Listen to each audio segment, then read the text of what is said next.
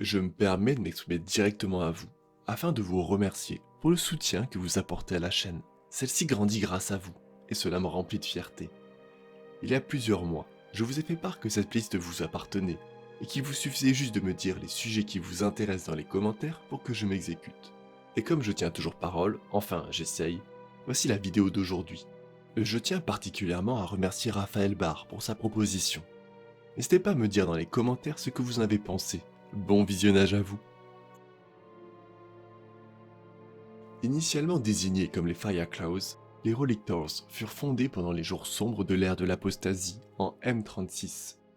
Bien que les archives impériales des événements de cette période déchirés par les conflits soient notamment ambiguës et difficiles à déchiffrer, une transcription du Mythos Angelica Mortis suggère que les Fireclaws puissent être l'un des chapitres des Astarte Princess, un groupe d'une vingtaine de chapitres destinés à renforcer les défenses autour de l'œil de la terreur.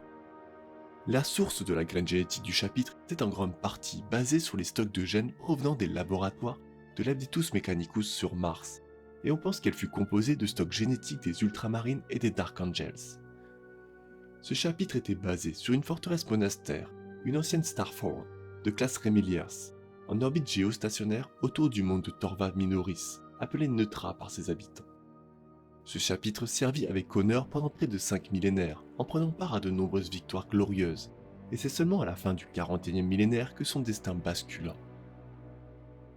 Au milieu du 9e siècle du 41e millénaire, le tarot de l'empereur révéla l'existence d'un spéciulque gravement endommagé, qui émergerait du warp près du monde forge de Stygis, dans le segmentum obscurus, et les Fireclaws furent donc mobilisés pour l'intercepter. Le spéciulque, codifié par l'Imperium sous le nom de Captain of Sin, contenait une bande d'Erecticus Astartes dirigée par un champion du chaos de Senge, connu sous le nom de Escoriator. Les croiseurs d'attaque des Fireclaws paralysèrent le vaisseau alors qu'il entra dans le système de Stygis, et les escouades Terminator, dirigées par l'archiviste Decario et l'inquisiteur De Marche, prirent d'assaut le vaisseau. Réalisant qu'ils étaient condamnés, les renégats se retranchèrent dans les salles des machines de la taille d'une caverne, où une bataille furieuse s'engagea.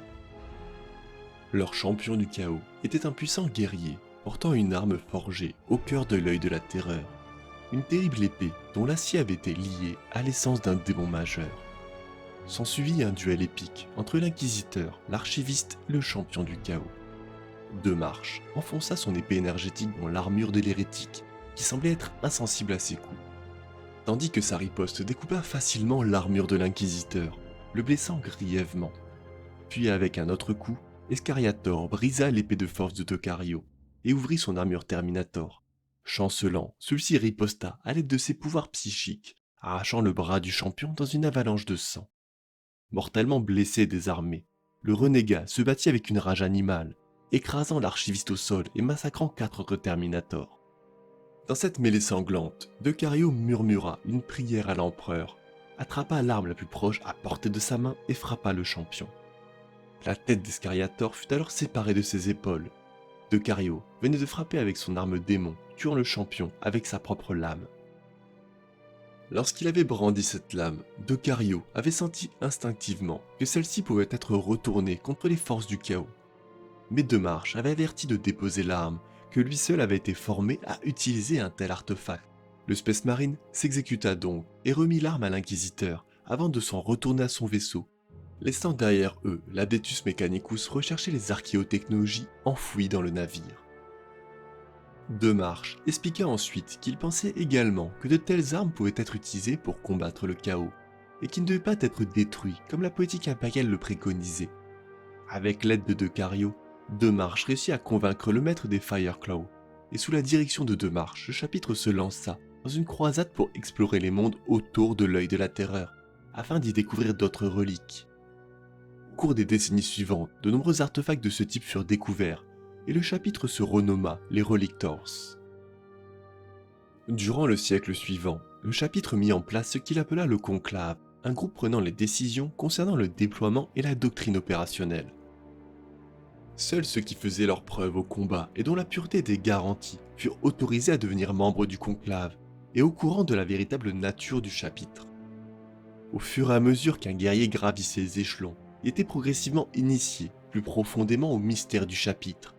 et lorsqu'il était jugé digne de rejoindre le conclave, la vérité sur les puissantes armes du chaos brandies par ses officiers supérieurs lui était enfin révélée. Au cœur du nouveau système de croyance des Relictors se trouvait le principe selon lequel le chaos n'était pas intrinsèquement mauvais, et qu'il s'agissait simplement d'un pouvoir qui pouvait être retourné contre ceux qui choisissaient de l'utiliser à des fins hérétiques. Cela se manifestait le plus souvent dans l'utilisation par le chapitre d'armes démoniaques, mais s'étenda également à leur dépendance accrue vis-à-vis des archivistes. Et en tant que chapitre relativement nouveau, les Relictors affichèrent la confiance de la jeunesse qui frôlait l'arrogance car ils croyaient avoir la force de volonté et la foi suffisante pour résister à la corruption du chaos. Cependant, ce n'était qu'une question de temps avant que d'autres découvrent les pratiques des Relictors. Une cellule d'inquisiteurs puritains, soutenue par la flotte de pas moins de 4 chapitres Space Marine et d'un cuirassé de classe Emperor, prirent d'assaut la forteresse monastère, quelques 50 ans avant le début de la guerre pour Armageddon, exigeant que les Relictors remettent de marche et toutes les armes du chaos récupérées soient détruites. Face à la perspective de leur destruction, le chapitre eut d'autre choix que d'obéir, et en guise de rédemption, celui-ci fut envoyé dans une croisade de pénitence d'1 siècle contre tous les ennemis de l'empereur. De Marche quant à lui fut exécuté par l'Ordo Erecticus. Dans le cadre de cette croisade, l'ensemble du chapitre des Relictors, soit 10 compagnies, furent déployées sur le monde ruche d'Armageddon durant la troisième guerre pour Armageddon en 998 M41. Plus précisément dans les jungles équatoriales de ce monde pour combattre les tribus d'orques sauvages. Cependant, le chapitre fut publiquement critiqué au cours de cette campagne, car la majorité de ses frères de bataille se contentèrent de stationner autour de sombres pyramides, connues sous le nom de monolithes d'Agron, malgré des demandes répétées d'assistance ailleurs sur la planète.